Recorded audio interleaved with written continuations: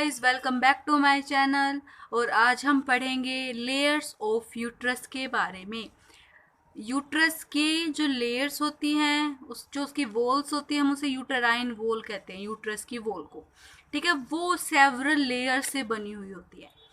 तो उनमें लेयर्स कितनी होती हैं? 3 लेयर्स होती हैं। ठीक है, हम उनके बारे में आज स्टडी करेंगे। ओके, तो जो यूटराइन वॉल है उसकी पहली लेयर का नाम है पेरीमेट्रियम।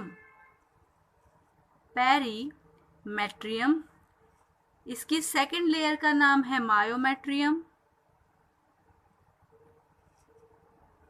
और इसकी थर्ड लेयर का नाम है एंडोमेट्रियम।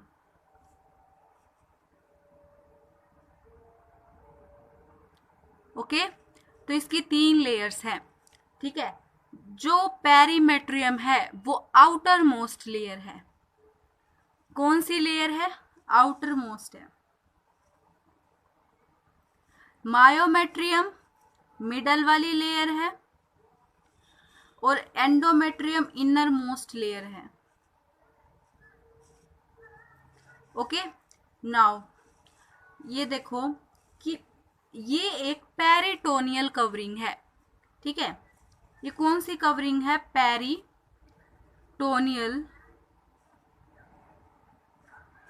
कवरिंग। ओके, तो देखो जो पेरिटोनियल कवरिंग होती है वो हमने उसमें भी पढ़ा था कि ओवरी से जब ओव्यूलेशन होता है, जब एग का रिलीज होता है एग, तो वो सीधा इन्फंडिबुलम में नहीं जाता।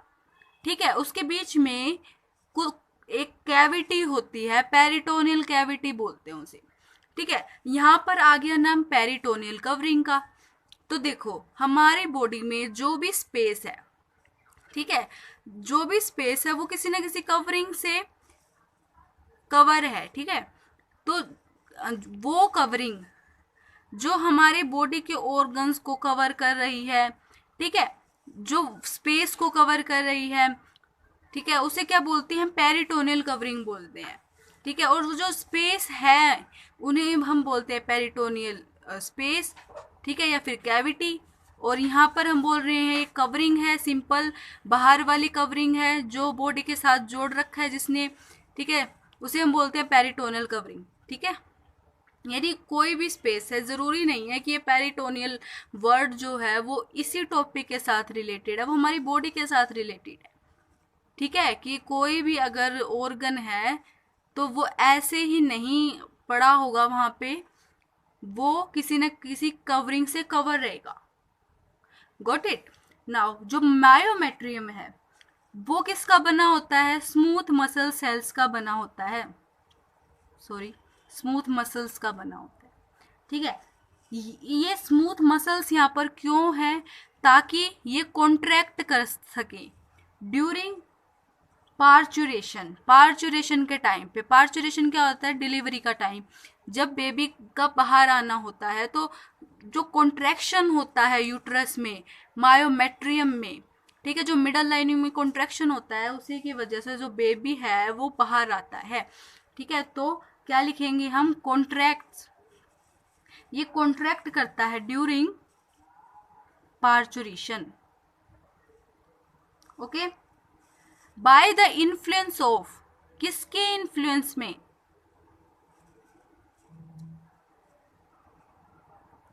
ऑफ। ओके, और जो एंडोमेट्रियम है उसमें क्या होता है? वो चेंजेस होते हैं उसमें कुछ मेंस्ट्रुअल साइकिल के दौरान।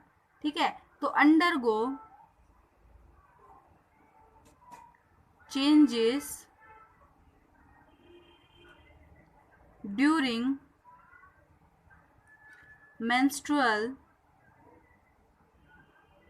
साइकिल। ओके, तो ये था हमारे जो लेयर्स ऑफ यूट्रस है, यूटराइन वॉल है, उसके बारे में। ठीक है, मायोमेट्रियम के बारे में एक और लाइन है कि ये जो लाइनिंग है वो सबसे थिकेस्ट लाइनिंग होती है। ओके, ये होती है सबसे थिकेस्ट लेयर। ओके, अब देखो मैंने आपको बताया कि एंडोमेट्रियम जो लाइनिंग है उसमें कुछ चेंजेस होते हैं मेंस्ट्रुअल साइकिल के दौरान। ठीक है, तो वो चेंजेस क्या होते हैं एंडोमेट्रियम के बारे में हम थोड़ा और जानते हैं। ठीक है, कि एंडोमेट्रियम एक ऐसी लाइनिंग है जो हाईली वेस्कुलर है, ओके, एंड ग्लैंडुलर है, मतलब इसमें ग्लैंड्स बहुत ज़्यादा हैं। वेस्कुलर मतलब ब्लड वेसल्स की सप्लाई यहाँ पर ज़्यादा है, हाईली वेस्कुलर है। ठीक है, एंडोमेट्रियम डिवाइडेड है इनटू 2 लेयर्स। देखो एंडोमेट्रियम है लेयर यूट्रस की, उसके एंडोमेट्रियम को भी हम 2 पार्ट्स में डिवाइड कर सकते हैं, पहला और ये दूसरा। ठीक है, पहली जो इसकी लेयर है वो क्या है, स्ट्रेटम फंक्शनैलिस। ओके, ये है स्ट्रेटम फंक्शनैलिस और दूसरी लेयर है स्ट्रेटम बेसिलिस। अब देखो बेसिलिस से याद रखना बेस। ठीक है, तो ये क्या होती है, ये बेस पे प्रेजेंट होते हैं, मतलब देखो कि ये मान लो ये यूट्रस की, ये यूट्रस है, ठीक है, ये तो है पेरीमेट्रियम, बीच वाली जो लाइनिंग है ये है मायोमेट्रियम और ये है एंडोमेट्रियम। ठीक है, तो एंडोमेट्रियम को मैं थोड़ा थिक बना रही हूँ, जैसे मान लो ये एंडोमेट्रियम है, तो इसको हमने 2 पार्ट्स में डिवाइड किया है ना।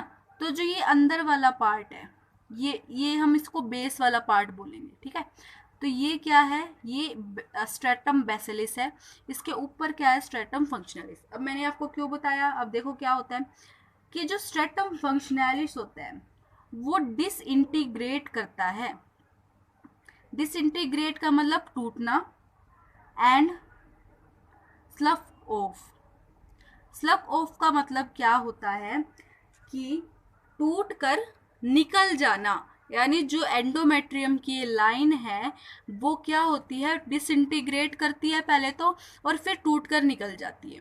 तो अगर देखो कि स्ट्रेटम फंक्शनैलिस अगर निकल गई तो दोबारा कौन बनाएगा उसको, इसीलिए बेस पर एक ऐसी लेयर प्रेजेंट होती है जो स्ट्रेटम फंक्शनैलिस को फिर से बनाती है।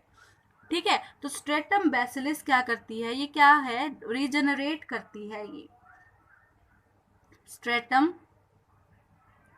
फंक्शनैलिस को। ओके, तो स्ट्रेटम फंक्शनैलिस को फिर से बनाती है, ताकि जो टूटी हुई थी वो तो चली गई, ठीक है, लेकिन उसे फिर से रीजनरेट करने का काम स्ट्रेटम बेसिलिस का है। ओके, देखिए आज हमने क्या पढ़ा है, यूट्रस की लेयर्स के बारे में, ठीक है, और एंडोमेट्रियम के बारे में। और हमारी नेक्स्ट वीडियो में हम पढ़ेंगे the female external genitalia. Okay, thank you for watching this video. अगर आपको वीडियो अच्छी लगी हो तो इस चैनल को सब्सक्राइब और लाइक ज़रूर करें। थैंक्स।